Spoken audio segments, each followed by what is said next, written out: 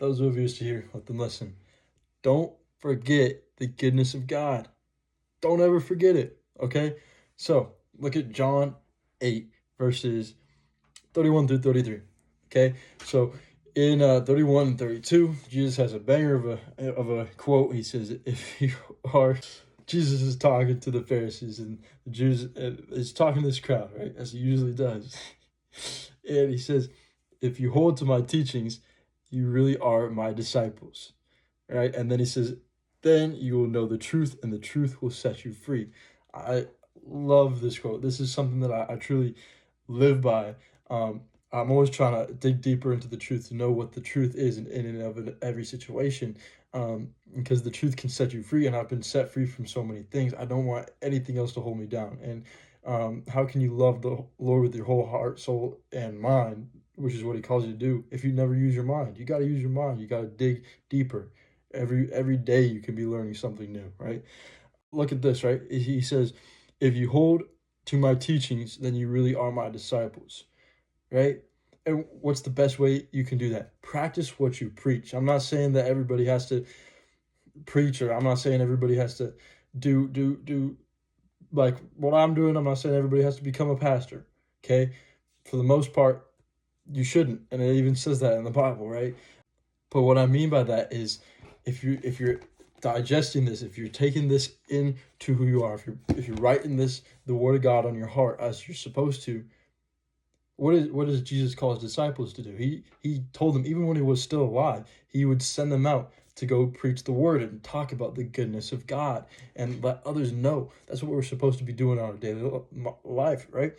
Talking about God, it should be like the first thing off our tongue. You know what I mean? And it should be what our thoughts are consumed with, is thoughts of God. Um, One of the best ways to do it is just share with other people. Sharing is really important. I'll come back to that later. But I want you guys to really look at what the Pharisees said to respond, because looking at what the Pharisees say is such a great way to kind of see how our inner flesh and our inner monologue kind of reacts to what God says. And we hate the Pharisees, in all honesty, and that's because they reflect us a lot of the times. The Pharisees say this. They answered him, we are Abraham's descendants. We have never been slaves of anyone. How can you say that we shall be set free? All right, hold the phone here. They say, we've never been slaves. Okay, sure, these people haven't. The Pharisees, they were well off. They were rich. They were extorting the people and taking tax money. So they've always been well off. But they say we're descendants of Abraham. Are you serious? Like, something that, like, hateful speech that would be spoke over the Israelites in their term was they'd be called the slave race, because they came from Egypt, and then they went into Babylon, and that was, those two instances were all before these people had said what they just said. So they're completely forgetting the goodness of God. They're completely forgetting what God has delivered them from, right? That's just baffling to me, for them to be able to say, we've never been slaves. And they're invoking their whole people, because they're saying we're descendants. So they're saying, we've never been slaves. Like, what? That's just crazy. That's kind of what's always been going on with them. Like, that's what God's always been kind of threatening the Israelites with, is that you're not going to be in control of your land anymore. You're going to be shipped off. You're going to lose your land. That's a major theme in the Old Testament, is the Israelites becoming slaves. Like, how does that happen? How that happens is you forget the goodness of God. You forget what he has done for you, how he has set you free from certain areas, how he set you free from one sin. And then you go back to it because you're like, oh, he set me free. And then you kind of, you flirt with it, and then you go back to it, and you kind of wibble wobble around. Just don't do that. Never forget what God has set you free from, because that's where the liberation comes from, is remembering over and over and over again how good he is. And the crazy thing is, these are Pharisees, so they're supposed to be leading the nation in Passover events. And what was the Passover? The Passover was literally a holiday dedicated to remembering the last plague that set them free from Israel when they were slaves. So that's just mind-boggling that they could think that, but we do that all the time. So how do you combat that? Share the good news, and you practice what you preach, and do that by saying your testimony. Your testimony of how you were set free, how you became saved, saved from the slavery of sin, saved from the slavery of this world. We're slaves to our flesh, right? Because being a Christian and knowing the truth sets us free in a way that now we don't live for our flesh. Now we don't live in a way that we are condemned to hell. We start to live and try our hardest to live in the Spirit. And the Spirit is where all the good things of life start to come. And all the good things of life, that's when you start to experience the grace of God in your life. And you get to start to experience the kingdom of heaven. And then your soul is truly satisfied, because guess what?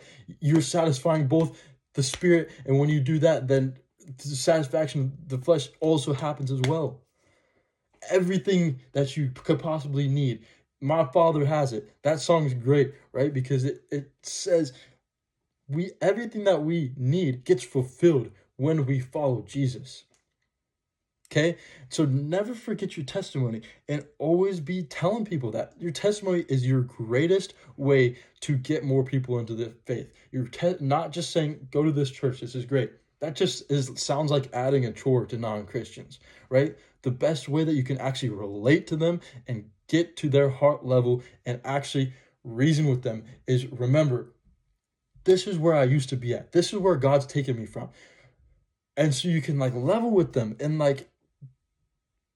remember when you were getting saved, your testimony is being shared with you is some of the most powerful things, to just be like, man, if that could happen for this person, this could happen for me as well. So never forget your testimony. Your testimony should be your most valuable story. And guess what? As time gets going, as time keeps moving forward, because it's always moving forward, you're building on your testimony. Just be thinking about like that.